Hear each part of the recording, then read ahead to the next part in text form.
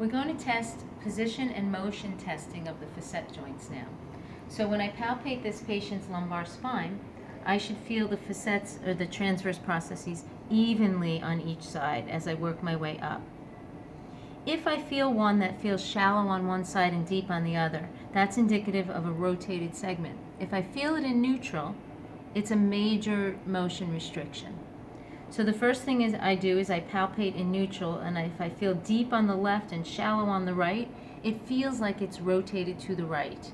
So now I have to see if it's stuck flexed and rotated right, or extended and rotated right, or if it's a neutral dysfunction, rotated right. So I'm going to ask the patient to come up onto his elbows. That is lumbar spine extension. In lumbar spine extension, the facet joints should close into my hands. If one side feels deeper and the other side feels shallow, that tells me that the deep side, in this case the left side, is not closing back into my hand. So it's a segment that's stuck flexed or open. Can't close on the left, it's stuck open, therefore it's stuck flexed and rotated to the right. Can't extend and rotate left.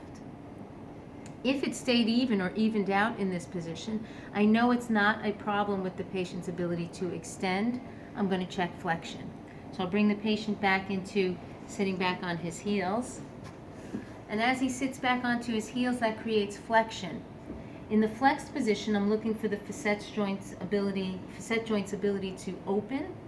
So anything that feels asymmetrical here tells me something stuck closed or extended. If I feel deep on the left and shallow on the right, I still think that my facet joint is rotated right. In this case, it's stuck closed and rotated right, can't open or flex and rotate left. This is named an ERS dysfunction, ERS to the right. Can't open on the right.